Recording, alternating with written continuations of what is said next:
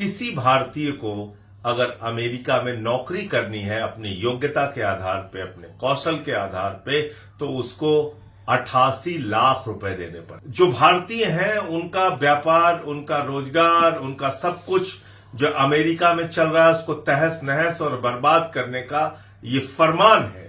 उनकी सबकी नौकरी तबाह हो जाएगी, बर्बाद हो जाएगी, किसी काम के नहीं बचेंगे। मोदी जी के एक दोस्त की लड़ाई का खामियाजा पूरे हिंदुस्तान को भुगतना पड़ रहा है। ट्रंप ने भारत को ड्रग्स की तस्करी करने वाले देशों की सूची में डाल दिया। जय हिंद साथियों, मोदी जी के दोस्त ट्रंप ने अमेरिका से खुशखबरी भेजी है। वो खुशखबरी क्या है? H-1B वीजा की फीस $1 लाख कर दी गई है।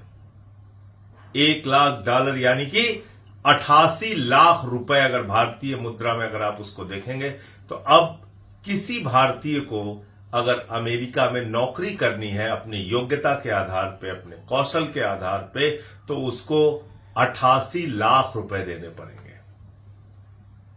पहले ये H-1B वीजा की फीस कंपनी देती थी और कंपनी की जो फीस थी वो उस वक्त $1,000 थी, यानी कि करीब करीब 88,000 रुपए।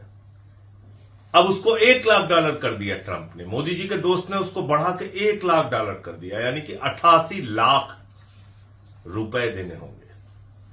जाहिर सी बात है कोई कंपनी 88 लाख रुपए नहीं देगी।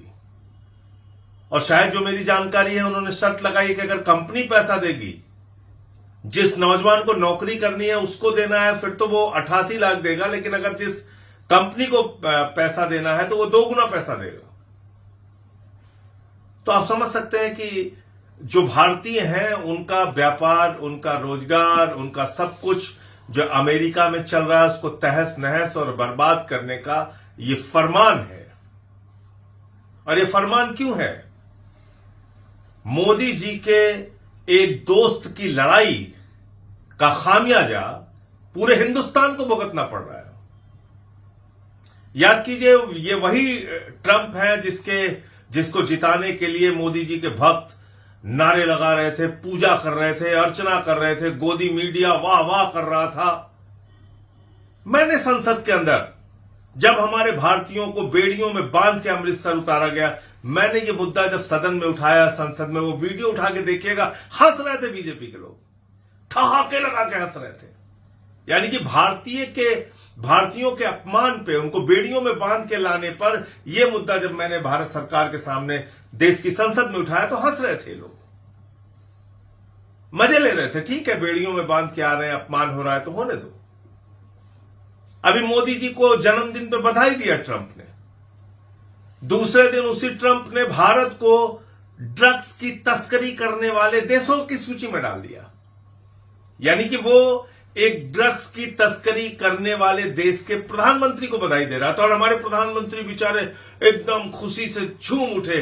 उन्होंने तुरंत ट्रंप को मुबारकबाद दिया, बधाई दी, शुभकामनाएं दिया, और उन्होंने मुझे जन्मदिन की बधाई दे दी। वाह वाह वाह, सारे टीवी चैनल पे चलने लगा। भारत की प्रतिष्ठा को और कितना गिराओगे मोदी जी?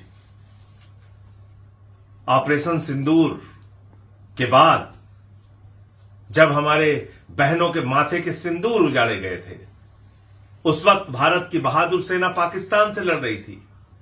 आपने अमेरिका के आगे घुटने टेक के सीजफायर करा दिया। सीजफायर का ऐलान ट्रंप ने किया। 40 बार बोल चुका है, आपके मुंह से आवाज नहीं निकलती। बार बार भारत का अपमान, बार बार भारत का अपमान। यूनाइटेड नेशन में पाकिस्तान को एंटी टेररिस्ट कमेटी का चेयरमैन बना दिया गया। अब झूम झूम के उछल के पहुंच गए चीन SCO की बैठक में। वहां भी एंटी टेररिस्ट जो उनकी कमेटी होती है, रैट्स, उसमें आपने देखा कि फिर से पाकिस्तान को ही उस कमेटी का, एंटी टेररिस्ट कमेटी का चेयरमैन SCO में भी बना दिया गया, UN में भी बना दिया गया, SCO में भी बना दिया गया। यह आपकी विदेश नीति है। ऐसे आप उछल कूद मचाते रहते हैं, महामानव पहुंच गए, मोदी जी पहुंच गए, कोई महिला रो रही है, कोई बच्चे नारे लगा रहे हैं, हो रहा है, जबरदस्ती आप लोगों को गले पड़ पड़ के हंस रहे हैं, इससे विदेश नीति चलेगी। और याद रखिएगा, हिंदुस्तान के एक एक नौजवानों को मैं कहना चाहता हूं, जो इंजीनियर है, जो मेडिकल के क्षेत्र में पढ़ाई करके बहुत आगे गए हैं, उन सब के लिए, आपके लिए संदेश है, बहुत बड़ा संदेश है। याद रखिएगा, 71% H1B वीजा भारतीयों के पास है। यानी कि अमेरिका में काम करने वाले कुल लोगों की संख्या में से 71% ऐसे लोग हैं जिनके पास H1B वीजा है। उनकी सबकी नौकरी तबाह हो जाएगी, बर्बाद हो जाएगी, किसी काम के नहीं बचेंगे। फिलहाल इस देश के लोग, इस देश का गोदी मीडिया, ये इसीलिए बना है, इसीलिए पैदा हुआ है कि देश का स्वाभिमान कितना भी गिर जाए, देश के सम्मान को कितनी भी चोट पहुंचाई जाए, लेकिन मोदी जी का गुणगान करना है। तो आप करते रहिए गुणगान, और मोदी के दोस्त ट्रंप का फरमान भी सुनते रहिए। जय हिंद।